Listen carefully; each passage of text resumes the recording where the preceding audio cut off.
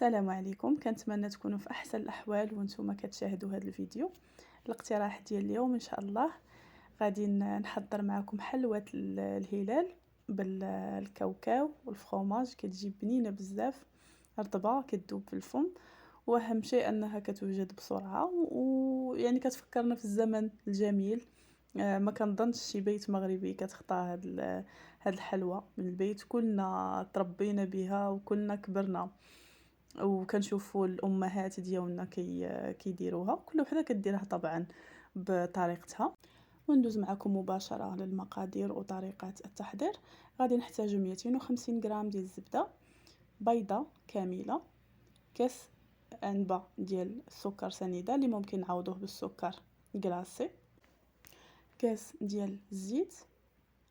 غادي نحتاجو كذلك 4 الحصص ديال الفرomاج، خميرة الحلويات تقريبا 7 غرام، وساشي ديال الفاني اللي ممكن نعوضوها بالقرفة، قبيصة ديال الملح، 200 غرام ديال الكاوكاو محمر ومطحون على هذا الشكل.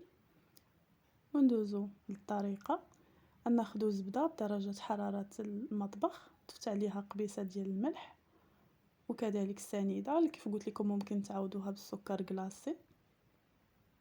غادي نحاولوا نخدموهم مزيان. هنايا الجو شويه بارد، يعني الزبده كانت عندي قاصحه شويه، عليها ضفت هذاك الكاوكاو باش يعاونني شويه، ولكن شويه بشويه غادي تبدا تطلق لينا الزبده.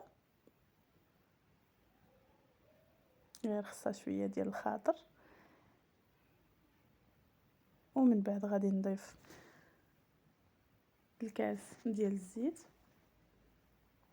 وغادي نستمر، يعني كنحاول هذوك المقادير كلها تندمج مع بعضياتها. ضفت كذلك الفاني، البيضة،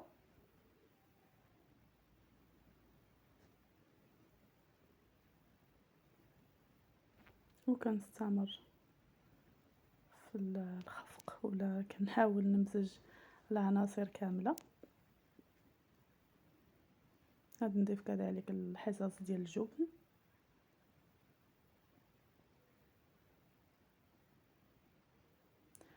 حتى غنحصل على خليط متجانس بحال البوماد، ما يبقاوش دوك الطريفات ديال الزبده.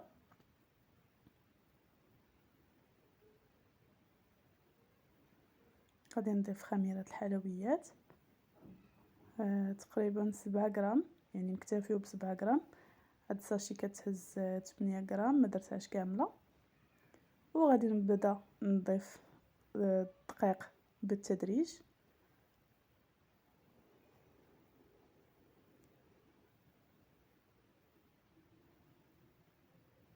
هاد الحلوى اقتصاديه وفي نفس الوقت كتجي بنينه.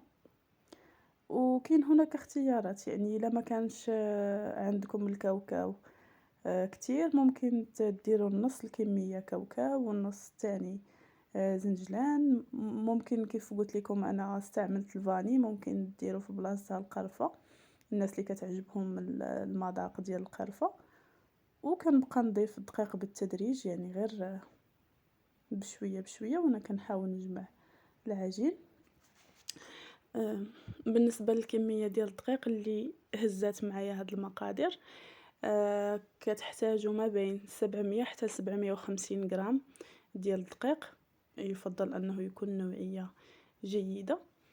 الا ما كانش عندكم الميزان تقدروا تعبروا بالكاس ديال العنبه، يعني كديروا 7 الكيسان حتى 7 الكيسان ونص. كيكون هذا هو القوام ديال العجين، رطب وكنشكلوه بسهوله.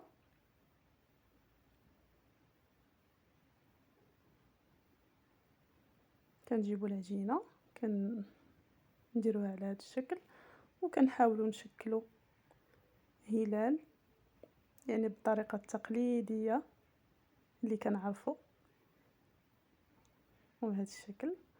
وغادي نستفهم في طاوه اللي فرشت ليها ورق الزبده، ولا ممكن تدهنوها بشويه ديال الزيت حتى نسالي كاع الكميه اللي عندي.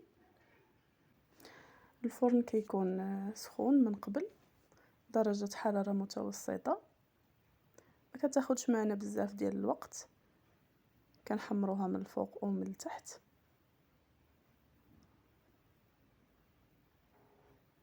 صافي دابا غادي ندخلوها للفرن،